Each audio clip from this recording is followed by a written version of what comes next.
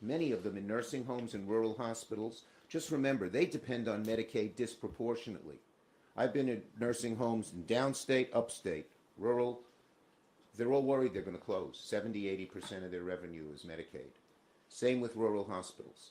And then you add the Medicare problems to it and the healthcare provider. Some of the bigger hospitals are going to be devastated and have to lay off people and not be able to treat people as well. But for the rural hospitals and the smaller hospitals, this is really death.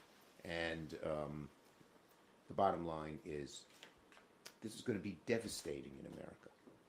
I think if our Republican colleagues, God forbid they pass this bill and it becomes law, could turn the clock a year ahead, they'd all say, why did we do that?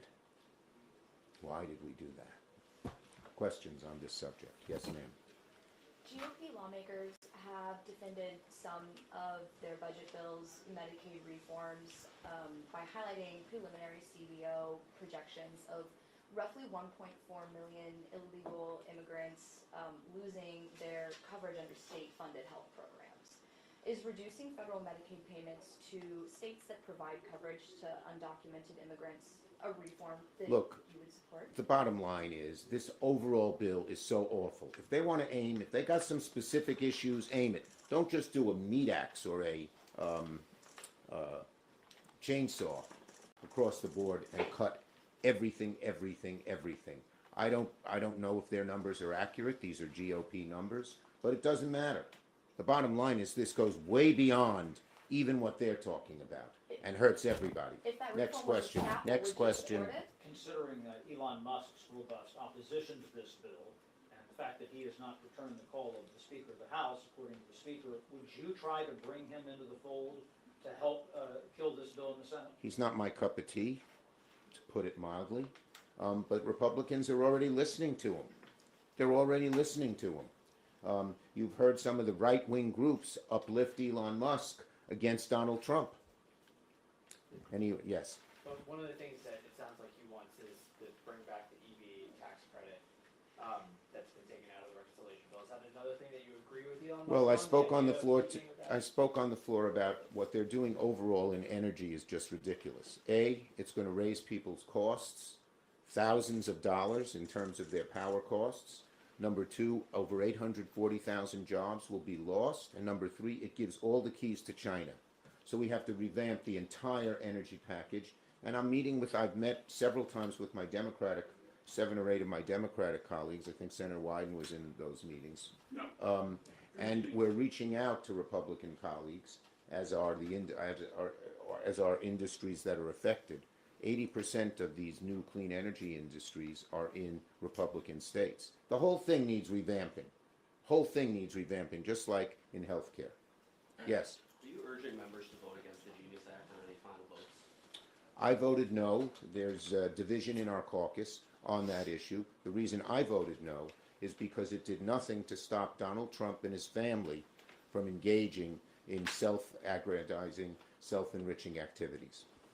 Yes? OMB sent a rescission package to the Hill. And I'm wondering what you think about that in light of Russ Vought's argument that he doesn't need to do this, that they have the right to impound funds. Do you think that sending that rescission package kind of undermines his political point? Well, I think the bottom line is the rescission package is something that we Democrats very much vehemently oppose. How are you going to have a budget? How are you going to put together budgets if they're then going to try to do rescissions? What's the point of doing a budget? But the good news is there are a good number of Republicans who don't like it either. Last one. Leader Jeffries yesterday told us that he thinks the rescissions package is dead in the Senate, that it will not pass here. Do you agree with that?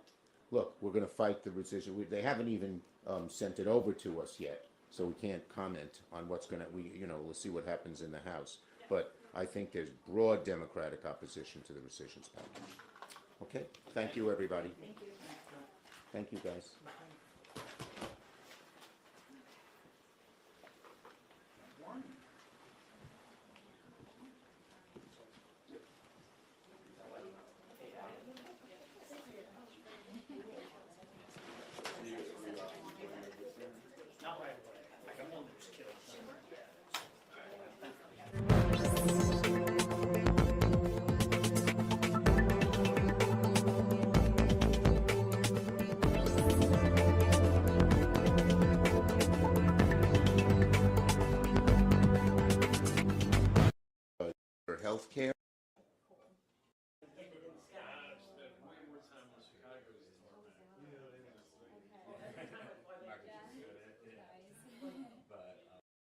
I want to thank Senator Wyden and Hassan for joining me. Well, we've all been hearing about how devastating the cuts to Medicaid and health care have been. Well, it's getting even worse. The more you look at the bill, at the House bill, the worse it gets. CBO is about to announce that it could go from 13.7 million people who would lose their coverage up to as many as 16 million. And new calculations will show that even Medicare is under the knife. So this is health care across the board.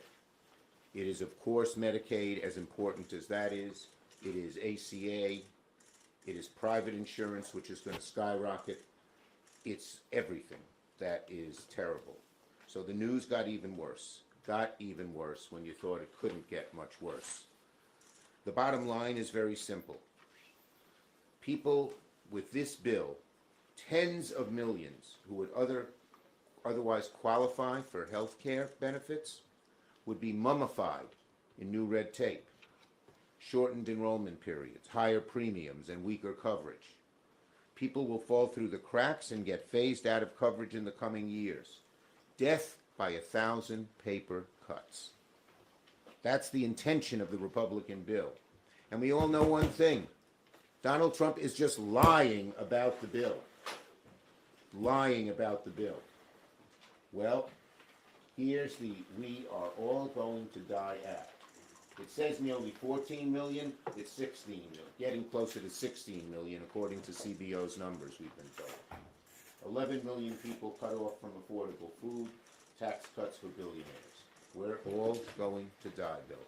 And that shows the callousness of this Republican majority in the House and the Republican majority in the Senate. Repeal and replace, it's that by another name. That by another name. And just don't take my word for it. Look at Senate Republicans. We heard what Joni Ernst said, we're all going to die. How about John Kennedy? Not the former John Kennedy president, but our present Senator John Kennedy. He said, I'm not worried about people losing their health care. We remember the great Commerce Secretary Lutnick. Well, if my mom missed a payment on Social Security, it wouldn't matter. Of course, they have a billionaire son-in-law.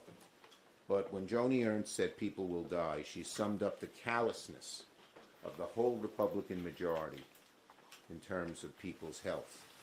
And health is our greatest gift. Despite the lies that Republicans have been telling Americans and maybe themselves, there's a cold, harsh reality that this bill is just tax breaks for the ultra-wealthy, paid for by gutting health care for up to 16 million Americans. And by the way, small business owners are going to see their premiums skyrocket. You know how many people, I believe at the end of the day, because so many hospitals will close or lay off people, that I believe it could be, certainly hundreds of thousands and maybe even over 1 million people losing their jobs. This is across-the-board disaster for the American people. Now, Donald Trump is trying to lie about it.